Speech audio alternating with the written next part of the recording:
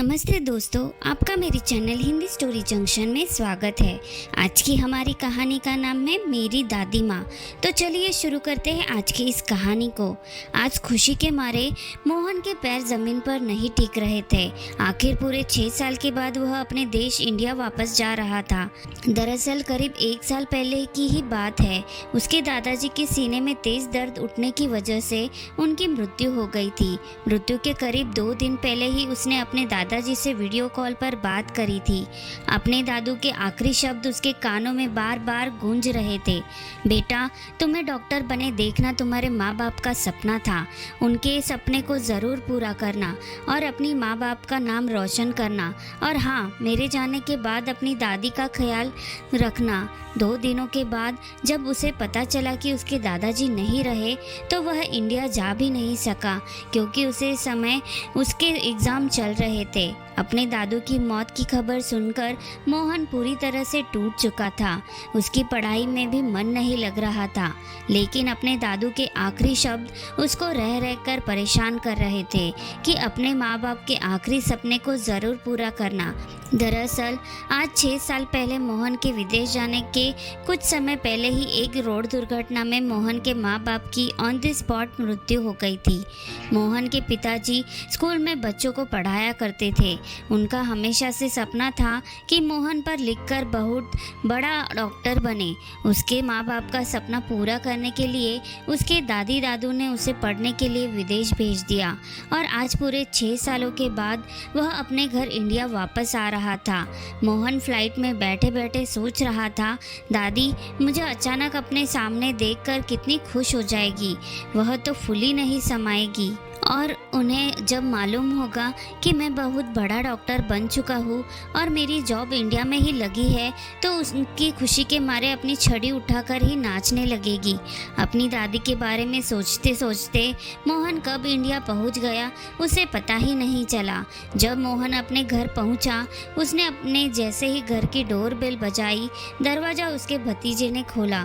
बच्चे उसे समय हॉल में बैठकर टीवी देख रहे थे। पहले तो वह अपने चाचू को पहचान ही नहीं पाए, लेकिन थोड़ी ही देर में चाचू चाचू कहकर मोहन की ओर दौड़ते हुए आए और उससे लिपट गए। बच्चों की आवाज़ सुनकर मोहन की भाभी संजना बाहर हॉल में आ गई। मोहन को देखते ही संजना के चेहरे का रंग फीका पड़ गया, जैसे काटो तो खून नहीं। वह मोहन को देखकर बोली, अरे देवर जी, आप अचानक यहाँ अपने आने का पहले बताया अब तक नहीं कि आप आने वाले हो। अरे बता दिया होता तो मैं आपके भैया को लेने के लिए एयरपोर्ट भेज देती, लेकिन आपने तो कहा था पढ़ाई पूरी होने के बाद कुछ साल आप विदेश में रहकर ही ट्रेनिंग करोगे। मोहन ने कहा, हाँ भाभी, पहले तो मेरा यही मन था, लेकिन फिर मेरा अपने परिवार के बिना मन ही नहीं लग रहा था, इसलिए मैंने इंडिया में जॉब करने के लिए अप्लाई कर दिया। अब आपका देवर यही रहकर लोगों की सेवा करेगा। यह सुनते ही संजना एकदम से सकपका गई। दरअसल मैं दादी को सरप्राइज़ देना चाहता था, इसलिए मैंने किसी को बताया नहीं। मैं भारत वापस आ रहा हूँ। अच्छा भाभी, मैं अभी दादी के कमरे में जाकर उनको सरप्राइज़ देकर आता हूँ। मोहन अपनी दादी के कमरे में गया। दादी माँ, देखो आपका पोता आपके पास वापस आ गया। मोहन ने पूरा कमरा छान लिया, पर उसकी दादी कहीं दिखाई नहीं दी। जब पूरे घर में भी दादी दिखाई नहीं दी तो बेचैन होकर मोहन अपनी भाभी के पास गया। वह अपनी भाभी से पूछ ही रहा था कि तभी उसका भतीजा पीछे से आया और बोला, चाचू आप किसे ढूंढ रहे हैं? बड़ी दादी अब हमारे संग नहीं रहती। तभी मोहन गुस्से भरी नज़रों से संजना की ओर देखते हुए बोला, भाभी यह राजू क्या कह रहा है? तभी संजना चाय का कप टेबल पर रखते हुए बोली, अरे देवर जी, यह बच्चे तो कुछ भी बोल देते हैं। संजना ने हड़बड़ाते हुए कहा और राजू को आंख दिखाकर बाहर जाने के लिए कहा। तभी मोहन बोला, लेकिन भाभी, दादी को मैंने पूरे घर में ढूंढ लिया, दादी मुझे कहीं दिखाई क्यों नहीं दी? तभी उसकी भाभी दबी हुई आवाज़ में हड़बड़ाते हुए बोली, अरे देवर जी, आपको फ़ोन पर बताया तो था ना कि आपकी दादी अपनी सहेलियों के संग चारों धाम की यात्रा पर गई है। पर यात्रा पर तो भाभी 2 महीने पहले ही गई थी। अब तक तो उन्हें वापस आ जाना चाहिए था। और मैं कितने दिनों से दादी को फ़ोन लगाने की कोशिश कर रहा हूँ, पर हर बार दादी का फ़ोन स्विच ऑफ ही आ रहा है। अरे देवर जी, आप चिंता मत करिए। आप तो जानते ही हो, पहाड़ों पर नेटवर्क की प्रॉब्लम रहती है, इसलिए दादी का फ़ोन नहीं लग रहा होगा। अभी कुछ दिन पहले ही उनका फ़ोन आया था और वह कह रही थी अभी उन्हें 1 महीना और लग जाएगा और वह एकदम से ठीक ठाक है। परेशानी वाली कोई बात नहीं है। इतना कहकर संजना रसोई में खाना बनाने के लिए चली गई और मोहन थोड़ी देर के लिए अपने माँ बाबूजी के कमरे में चला गया। वहाँ लगी अपनी माँ बाबूजी की तस्वीर को देखते हुए उसकी आंखों में आंसू बहने लगे और अपनी माँ बाबूजी की तस्वीर से बातें करने लगा। देखिए माँ बाबूजी, आज आपका बेटा आपका सपना पूरा करके अपने घर वापस आ चुका है। आज आपका बेटा बहुत बड़ा डॉक्टर बन चुका है।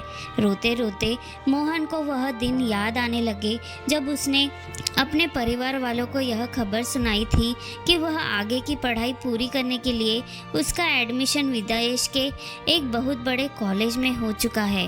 यह सुनते ही उसके पिताजी ने पूरे स्कूल में मिठाइयाँ बांटी थी। वहीं दूसरी ओर उनके मन में अपने बेटे से दूर होने की पीड़ा भी उनके चेहरे पर साफ साफ झलक रही थी। और दादी माँ तो उसके विदेश जाने की बात सुनकर ही बहुत ज़्यादा उदास हो गई थी और रो रो कर उन्होंने अपना बुरा हाल कर लिया था, क्योंकि बचपन से ही मोहन का अपनी दादी के साथ कुछ ज़्यादा ही खास लगाव था।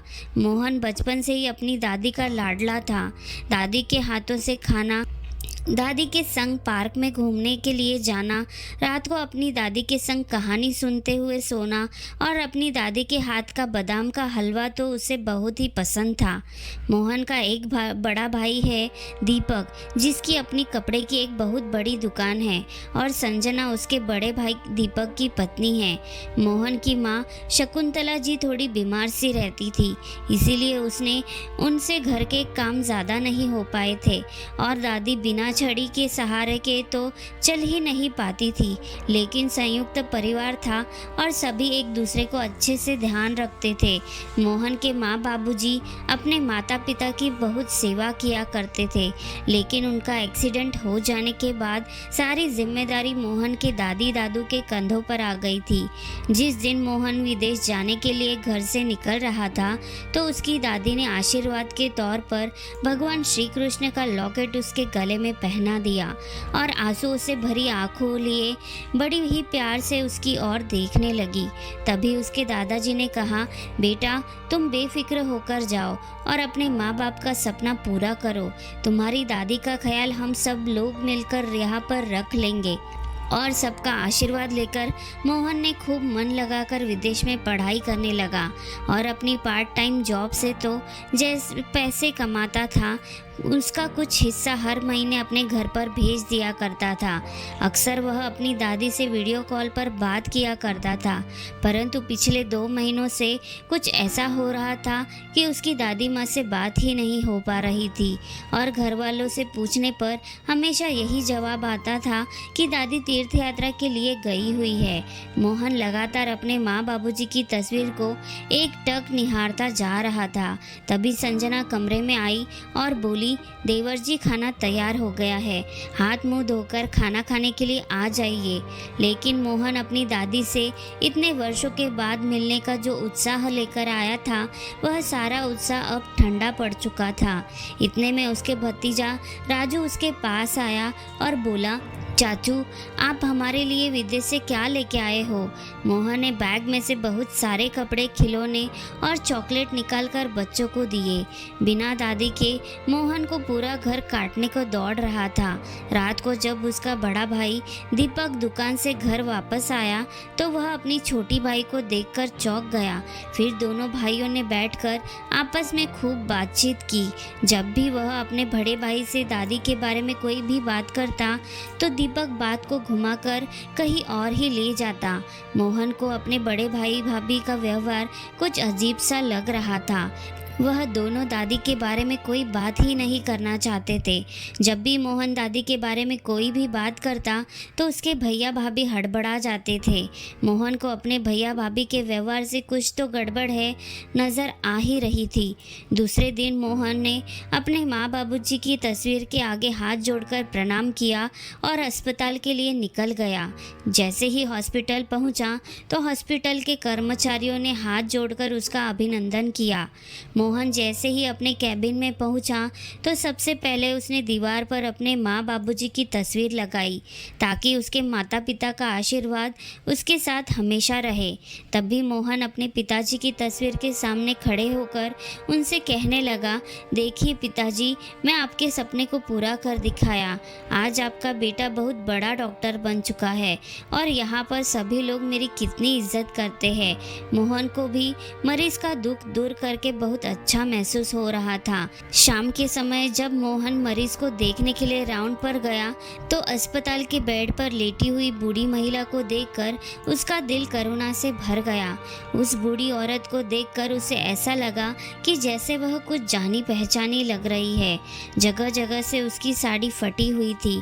उसने अपने सर को साड़ी के पल्लू से ढका हुआ था।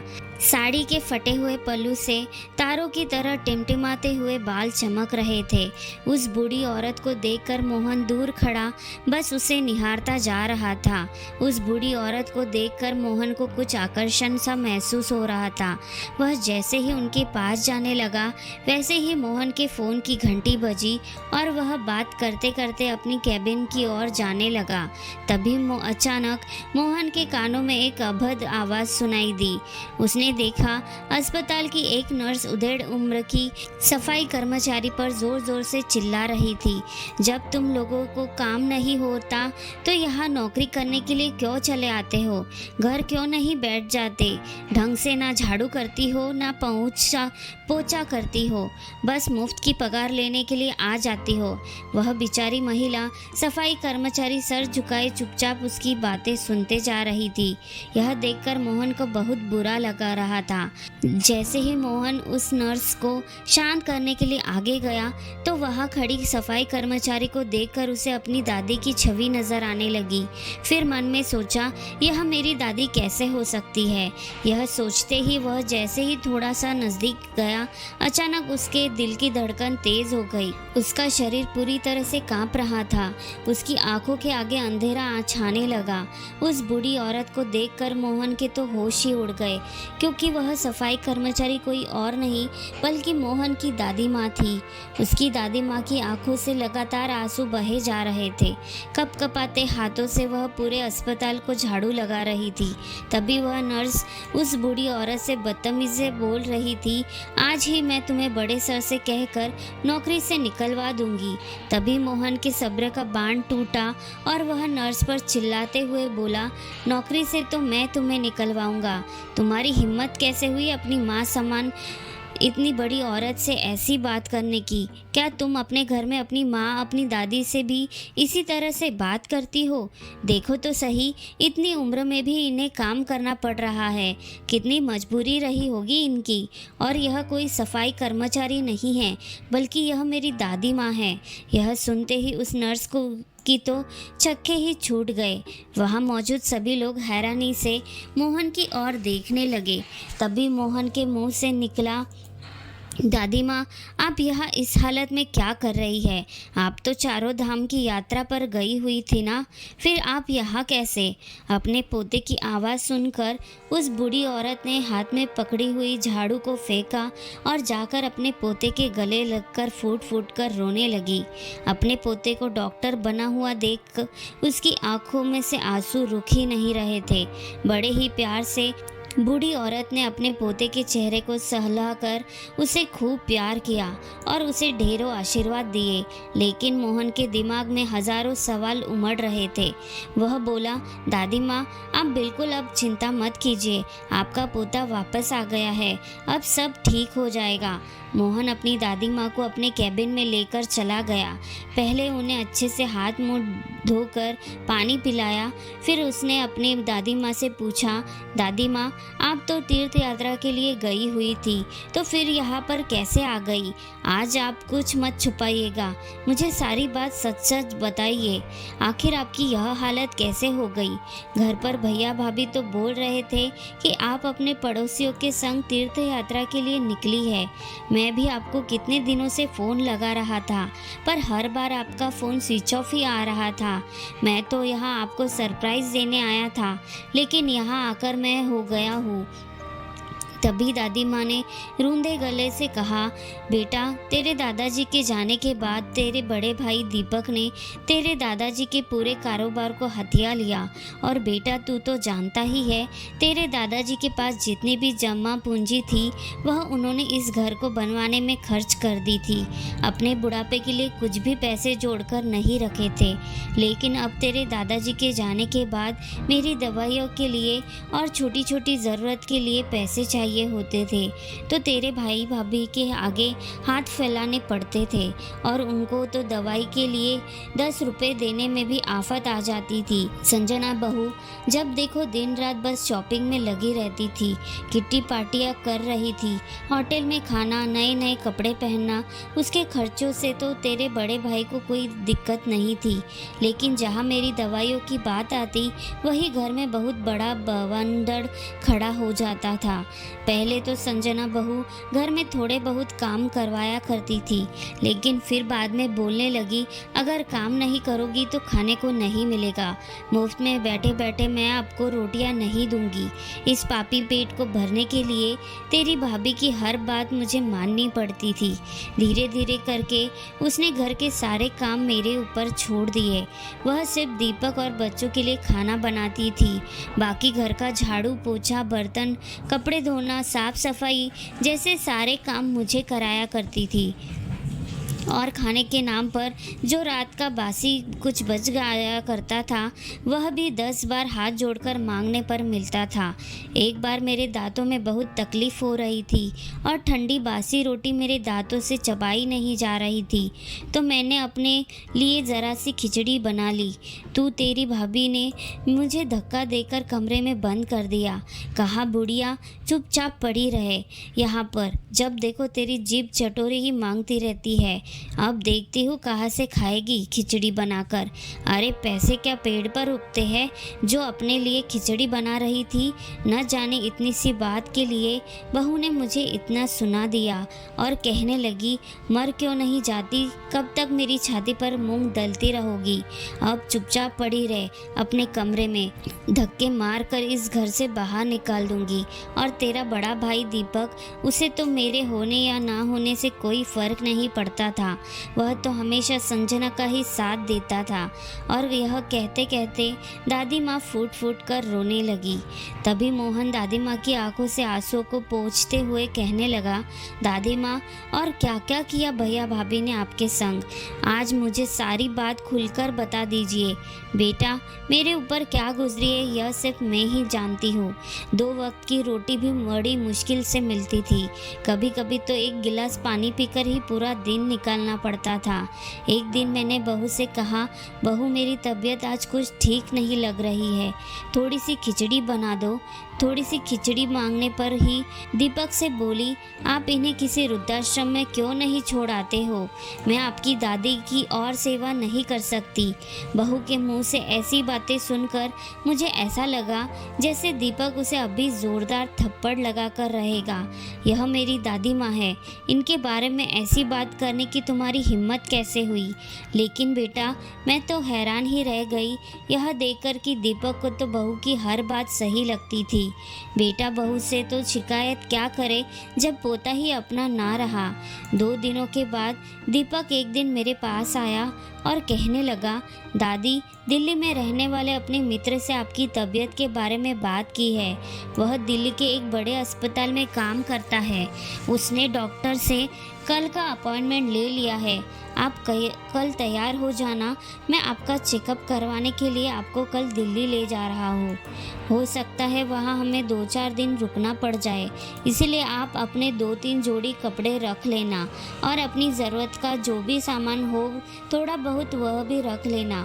दीपक के मुंह से इतने प्यार भरी बातें सुनकर मुझे ऐसा लगा जैसे दीपक को मुझ पर रहम आ गया हो और वह सचमुच मुझे डॉक्टर को दिखाना चाहता है। अपने पोते का यह प्रेम देखकर मेरा दिल भर आया और इसलिए मैं जल्दी से पैकिंग करके अगले दिन संजना और दीपक के संग गाड़ी में बैठकर यहाँ आ गई। दिल्ली पहुंचकर जब डॉक्टर से चेकअप करवा कर हम बाहर आए, डॉक्टर ने जो दवाइयाँ लिखी थी तब दीपक ने कहा, दादी यह दवाइयाँ हमारे यहाँ पर नहीं मिलेगी, आप यहाँ पर बेंच पर बैठ जाइए, मैं यह सारी दवाइयाँ लेकर आता हूँ। यह कहकर वह दवाई लेने के लिए चला गया। मैं उस बेंच पर बैठे बैठे उसका इंतज़ार करती रही, पर वे दोनों लौटकर वापस नहीं आए। वहाँ पर बैठे बैठे हमें दोपहर से रात होने को आई थी, लेकिन उन दोनों का कुछ भी अता पता नहीं था।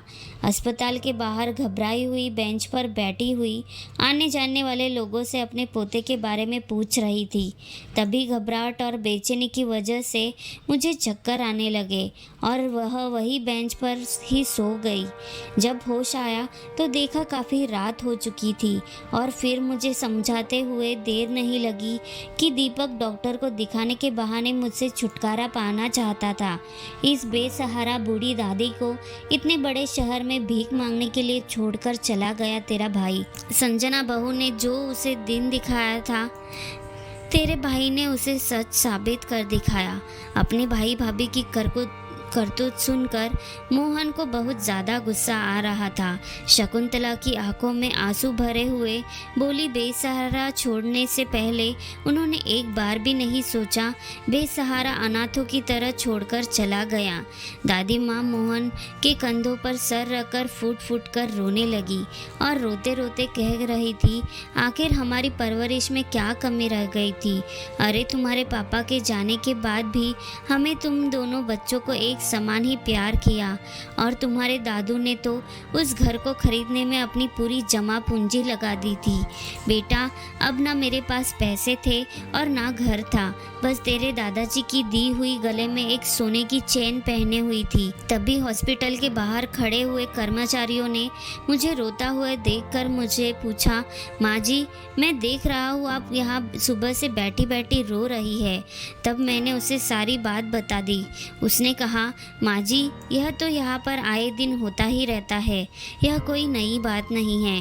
जब मैं उससे कहा, बेटा अब मैं क्या करूँगी, तब उसने मुझसे कहा, माँ जी अगर मैं आपको एक सलाह दूँ तो आपको सही लगे तो मान लेना।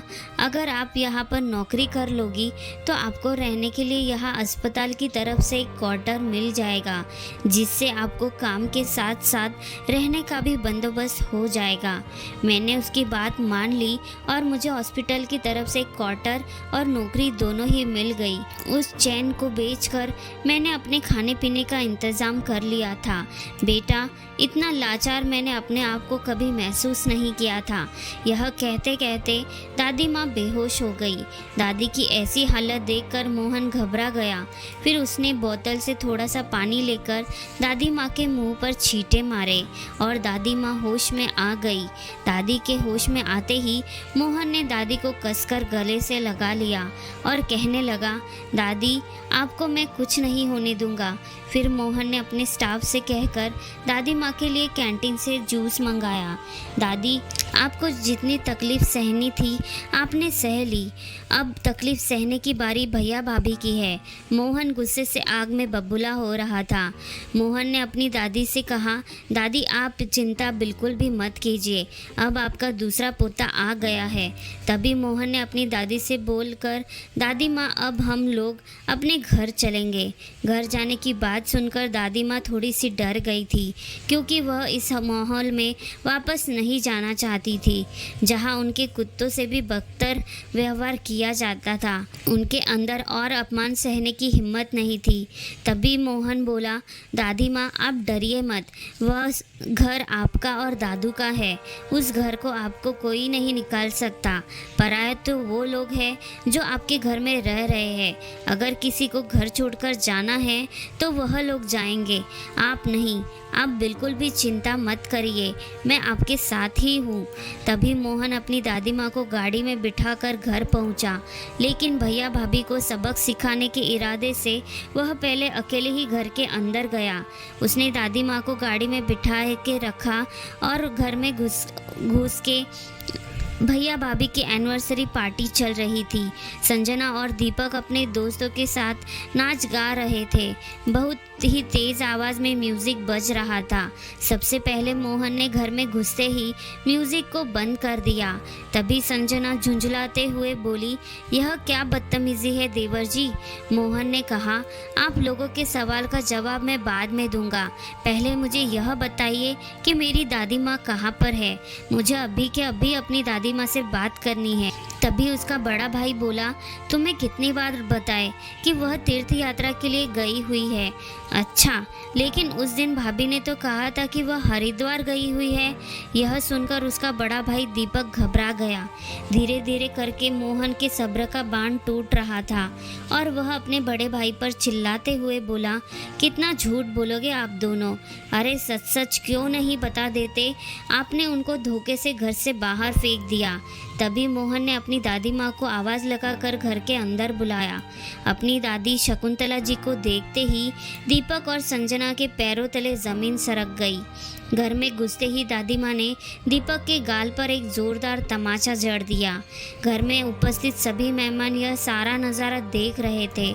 जो लोग अभी तक उनसे हंसकर बात कर रहे थे और उनके सब पार्टी का आनंद ले रहे थे, वह लोग अब उन्हें घृणा भरी नज़रों से देख रहे थे।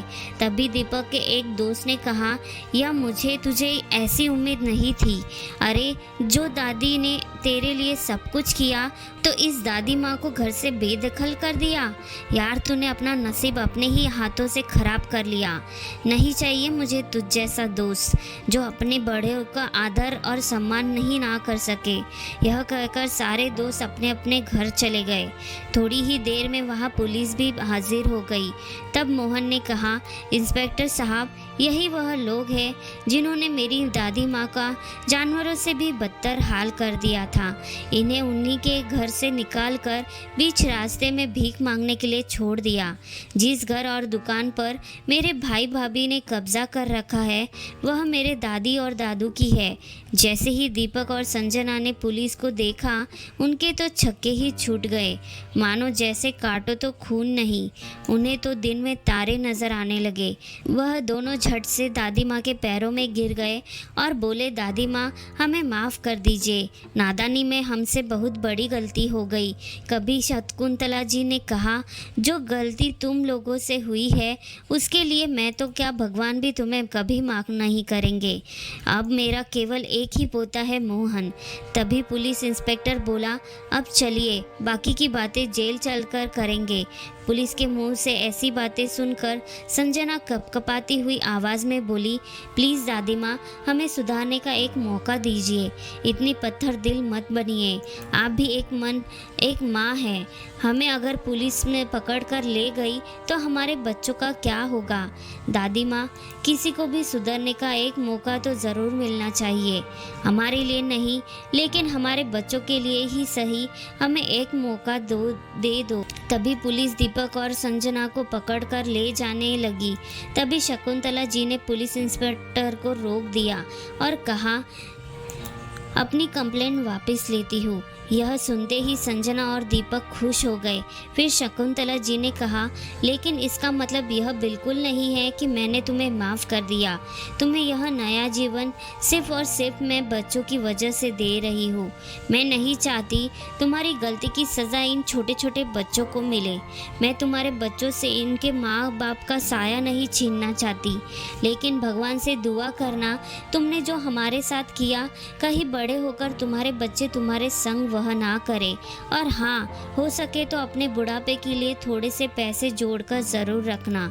जो गलती हमने की वह तुम मत करना, क्योंकि जब वही बच्चे जिनके ऊपर हम अपनी सारी जमा पूंजी खर्च कर देते हैं, वही हमें एक वक्त की रोटी के लिए भी तरसा देते हैं। तभी मोहन भड़कते हुए बोला, दादी माँ ने आपको ज़रूर माफ़ कर दिया होगा, लेकिन आपको इस घर में रहने की परमिशन नहीं है।